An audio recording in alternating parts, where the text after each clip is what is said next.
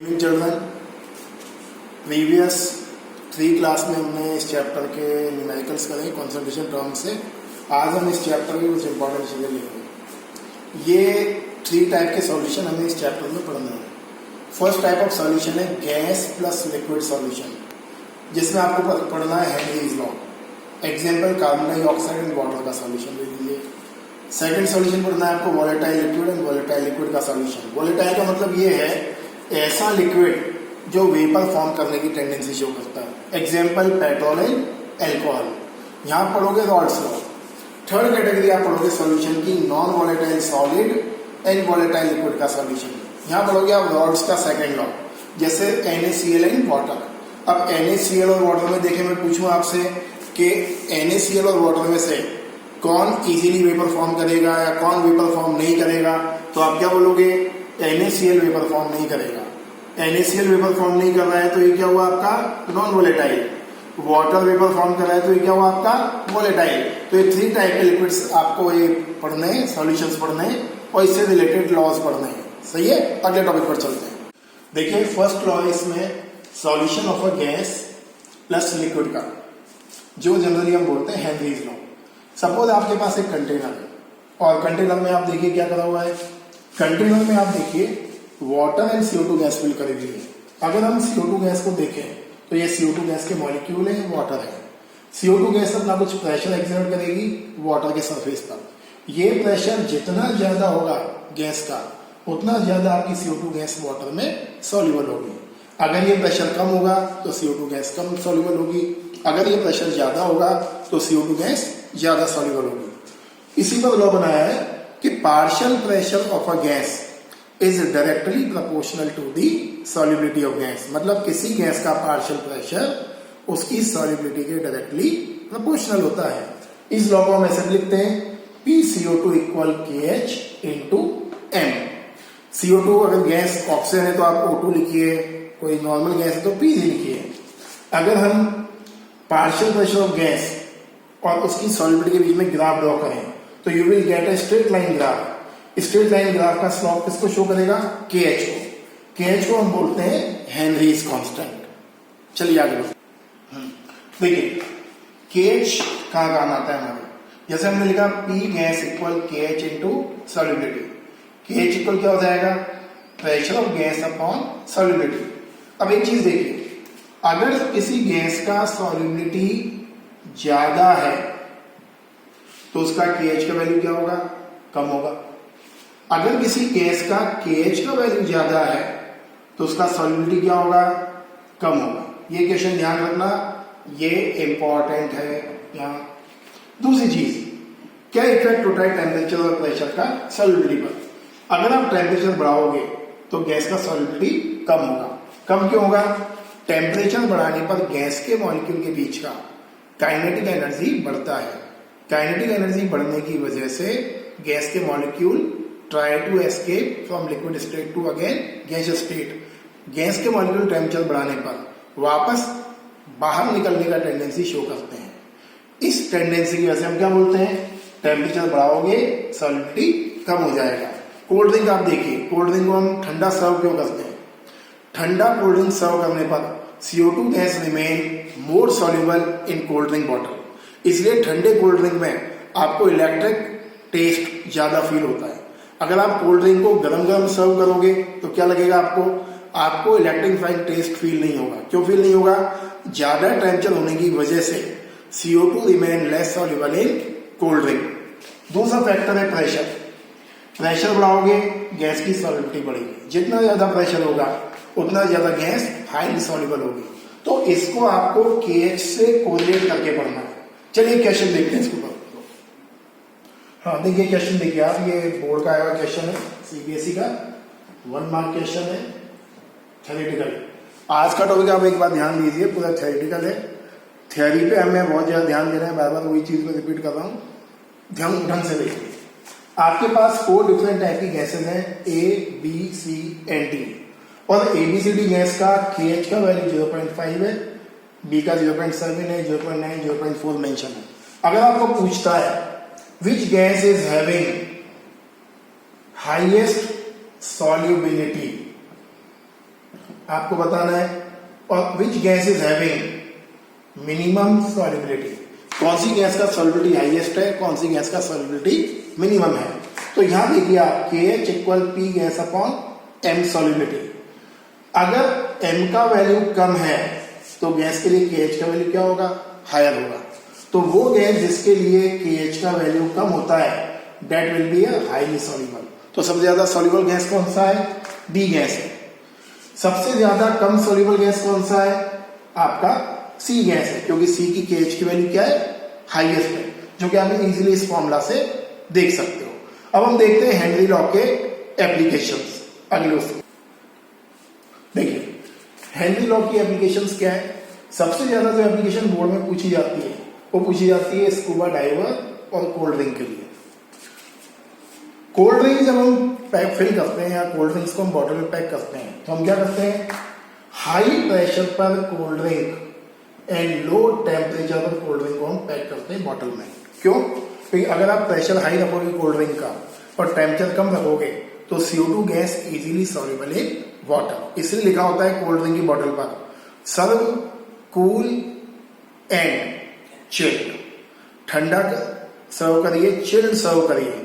जितना आप ठंडा और चिल्ड सर्व करेंगे कोल्ड ड्रिंक को उतना मजा आपको पीने में आएगा। क्यों, क्योंकि टेम्परेचर कम करने पर CO2 रिमेन मोर सॉल्युबल। एप्लीकेशन नंबर 2 थोड़ी सी डिटेल में है। देखिए सपोज ये सी वाटर है, ये सी का लेवल है और सी लेवल से आप नीचे आए 1000 मीटर नीचे डेप्थ में है और ये आपका ऑक्सीजन सिलेंडर है, ये O2 सिलेंडर। जब स्कूबा डाइवर, ध्यान से सुनना जो बोल रहा हूं, जब स्कूबा डाइवर नीचे जाते हैं सी वाटर में तो अपने साथ ऑक्सीजन का सिलेंडर लेकर जाते हैं। ऑक्सीजन के सिलेंडर में कुछ कंटेंट N2 गैस का होता है एंड कुछ अमाउंट हीलियम गैस का मिक्स किया जाता है। अगर ऑक्सीजन सिलेंडर में हीलियम गैस फिल ना करें तो जैसे ही आप उस सिलेंडर को लेकर नीचे जाओगे 1000 मीटर या बहुत नीचे, तो यहां जो वाटर की लेयर्स हैं, वाटर की लेयर्स के ह्यूज प्रेशर की वजह से आपका जो भी गैस सिलेंडर में फिल है वो लिक्विड में चेंज हो जाएगा। जैसे ही आपकी जो गैस सिलेंडर में फिल है लिक्विड में चेंज होगी, आपकी बॉडी में वो सारा गैस लिक्विड के फॉर्म में डिसॉल्व हो जाएगा। ऑक्सीजन डिसॉल्व हुई कोई प्रॉब्लम नहीं है, लेकिन अगर N2 गैस अगर आपके ब्लड में डिसॉल्व हो गई तो प्रॉब्लम है। जैसे ही आप वापस ऊपर आओगे फ्लोट करके, तो जैसे ही आप सरफेस पर आओगे क्या होगा, आपका जो प्रेशर है वाटर का आपकी बॉडी पर कम होना शुरू हो जाएगा। नीचे प्रेशर ज्यादा है वाटर का, बट जैसे ही आप तैर कर ऊपर आओगे, ऊपर आते ही आपकी बॉडी पर एयर का प्रेशर या वाटर का प्रेशर कम होता चला जाएगा। कम प्रेशर होने की वजह से वो जो N2 गैस आपके ब्लड में डिसॉल्व हो गई थी वो वापस क्या करेगी, आपके ब्लड में बबल्स बनाना चालू कर देगी और बबल्स बनने की वजह से you will feel severe cramp, severe muscular disorders. इस डिसऑर्डर्स को हम बोलते हैं मस्कुलर क्रैम्प। मस्कुलर क्रैम्प होने की वजह से your body will feel paralyse and it cause a sudden death. तो हम कैसे इस ऑक्सीजन गैस को या एयर को लिक्विफाई होने से रोकें, हम कुछ अमाउंट मिला देते हैं इसमें हीलियम का। आपने क्लास 11 में पढ़ा हुआ है हीलियम का सॉल्युबिलिटी बहुत कम होता है क्योंकि helium gas is not easily compressible. Compressible नहीं होने की वजह से हीलियम गैस क्या करती है, आपके सिलेंडर की गैस को गैसियस स्टेट में मेंटेन करके रखती है। एप्लीकेशन नंबर 3 है माउंटेन क्लाइंबर्स के लिए।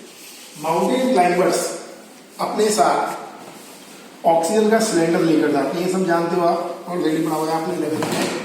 ऑक्सीजन सिलेंडर क्यों लेकर जाते हैं, ऑक्सीजन सिलेंडर इसलिए लेकर जाते हैं कि जैसे आप माउंटेन पर जाओगे तो ऊपर चलने पर एयर का प्रेशर डिक्रीज होता है और प्रेशर डिक्रीज होने की वजह से हमारी बॉडी में ब्लड में हम बोले ऑक्सीजन की डेफिशिएंसी होने लगती है। क्यों, कि प्रेशर कम होगा तो आपके ब्लड में जो ऑक्सीजन डिसॉल्व है वो क्या होगी, लो प्रेशर से हाई प्रेशर से लो की ओर जाना शुरू कर देगी।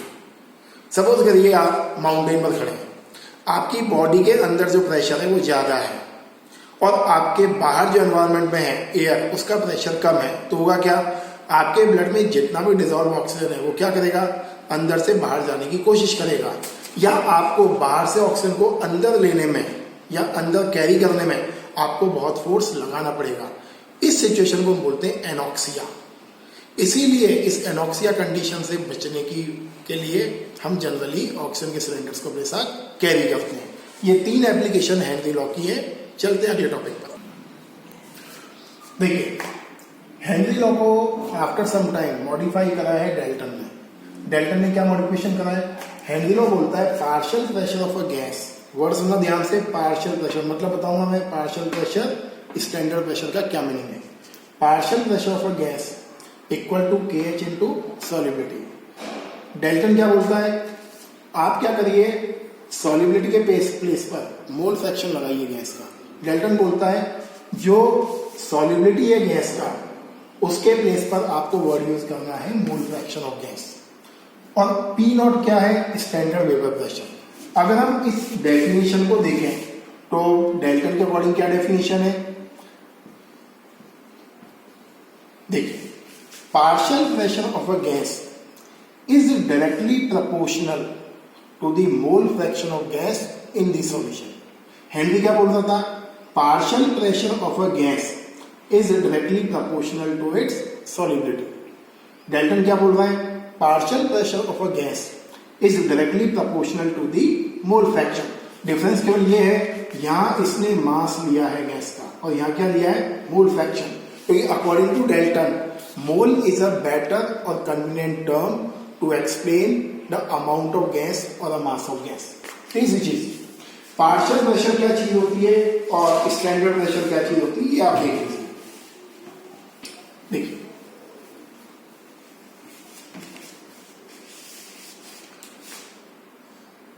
अगर किसी कंटेनर में, देखिए ध्यान से, अगर किसी कंटेनर में CO2 गैस लिया आपने और आपने वाटर लिया, तो ये जो एरिया है यहां वाटर का वेपर भी होगा और वाटर के वेपर का कुछ प्रेशर भी होगा जिसको हम बोलते हैं वेपर का प्रेशर। तो यहां 2 टाइप के प्रेशर है, एक तो CO2 गैस का प्रेशर है और एक वेपर का प्रेशर है। इसका मतलब क्या है? इस एरिया में CO2 का प्रेशर के साथ साथ वेपर का भी प्रेशर है।